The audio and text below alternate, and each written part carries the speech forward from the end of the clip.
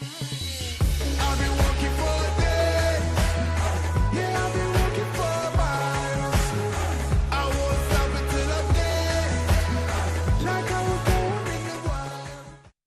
There only been a situation whenever you've had a player that's kind of disrupted the team, maybe, or there's been an aggro within the team?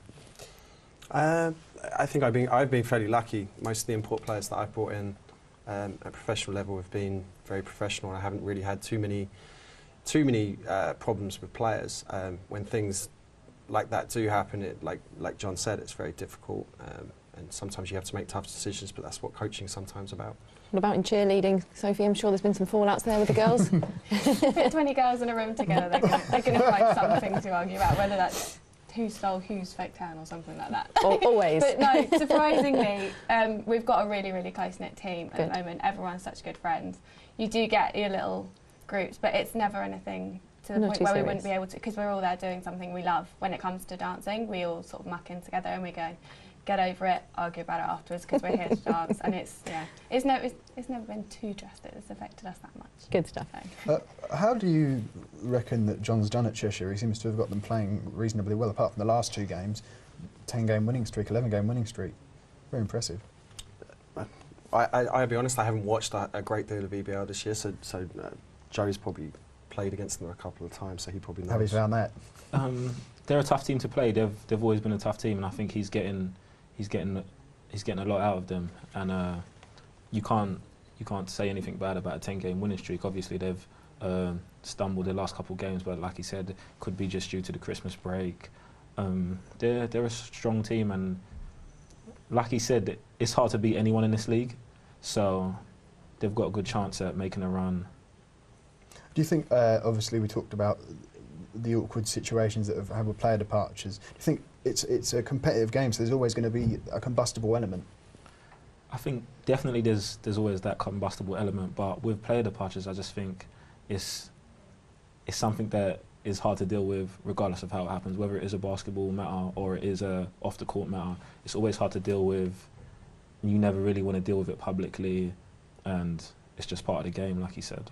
Some of the details were actually put out to the media. I know some publications posted a few sides of the story. I don't know whether they're true or not, but obviously do you think that it's quite a difficult thing to see, where a team is having stories leaked? Yeah, I think it definitely will affect the team, whether it's true or not. Them things are never good, and it's always, you'd always want to be ahead of the story as the team, but there's not much you can do with it in the day and age we live with social media being what it is.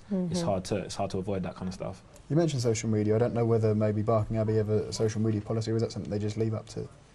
I think we have discussions with the kids about social media and the importance of social media, and it can be quite a big problem these days. I mean, before I recruit players, I've actually checked out their social media. Really? Yeah, quite regularly, and there has been times where I haven't taken a player purely on their social media posts. Wow. I think it's important these days that people make sure that they think long and hard about what they're putting on social media before they put it on there. Tweet responsibly. Yes. Is there a London Lions kind of system, as Vince said to you, you've got to be careful? Vince has never approached me or the team that I'm aware of while I've been there. You're being watched. He's never said anything about social media or stuff like that. But I think as a professional athlete, you should know that you're looked at and everything you're doing is scrutinised. Not even just as an athlete, as any person who has a job or does anything, people are looking at you, and you should be responsible with your social media. It's because you're representing the brand. You're representing the brand in public, so you're representing the brand on social media as well. Yeah, definitely. I mean, it's no different from what you're walking out on the street and saying to people, of course. And everyone has access to it. In terms of the BBL as a whole, are Cheshire a team that you'd want to avoid in the playoffs, or?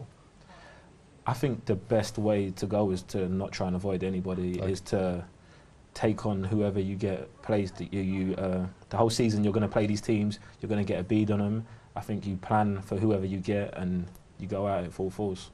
Sophie, I was thinking this earlier, I'll come out with it now. In terms of cheerleading, does it like a win or a loss kind of affect your performance? Yeah, 100%. It really gives the girls a boost when they're on a winning streak. We're there in the environment every single week. We know what's going on. We're stood watching it.